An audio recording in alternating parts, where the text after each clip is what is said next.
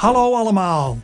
Ever found yourself wondering whether to use jij or u when speaking Dutch? Unlike English, which is a one-size-fits-all you, Dutch have two distinct options, the casual jij and the formal u. And getting it wrong? Well, that can lead to some awkward moments. So in this lesson, we'll break it down with clear rules, examples and cultural tips to help you speak Dutch with confidence. And by the end, you will know exactly when to be polite and when to keep it casual. So let's dive in. Alright, navigating between formal and informal. We're going to talk a little bit about that. So you might wonder why we're going to talk about formal and informal.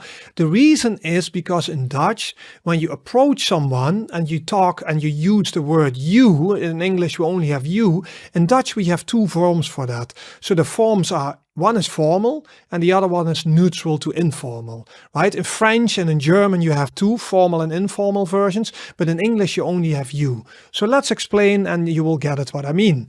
So for example, the Dutch language has a distinction between the formal u and the informal jij or je. So jij or je are relatively similar, u is the formal version, right?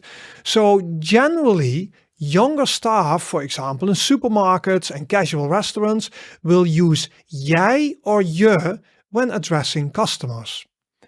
However, it is considered respectful to use u when speaking to older individuals, officials, or superiors, unless they indicate otherwise.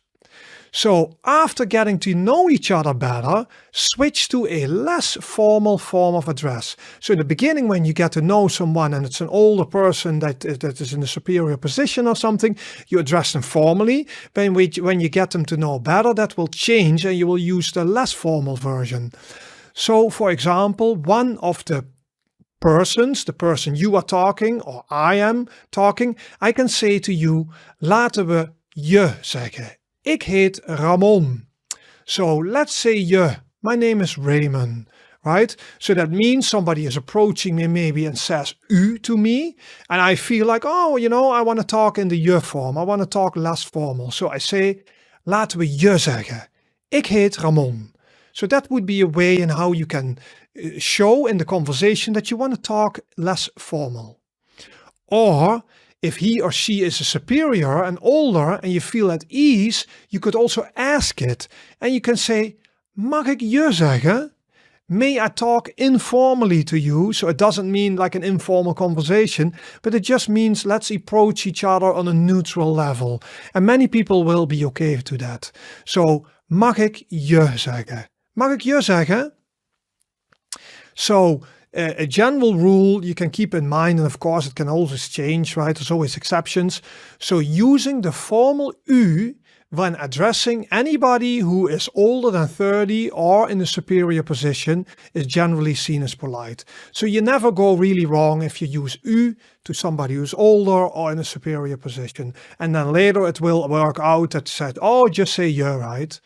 And however, as you make Dutch friends, it is appropriate to switch to the informal je.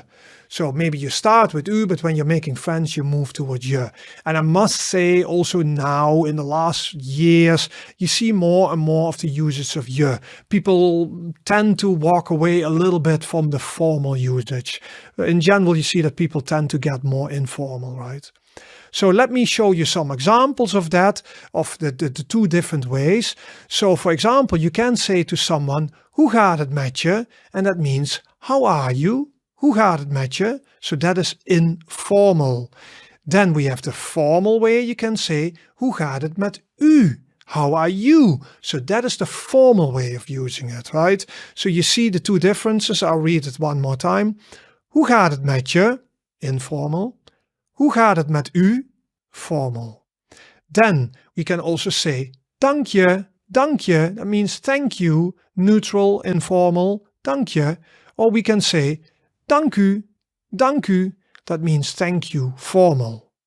Alright? I think you got it right. Okay, good luck with that. Geweldig gedaan. Good job. You've just taken another step with improving your Dutch. What did you find most helpful? Drop it in the comments below if you want. And if you want to learn even more Dutch, Check out my online Dutch courses for step-by-step lessons, and you can find the link in the description of this video. And don't forget to like and subscribe so you never miss a new lesson. So see you in the next video.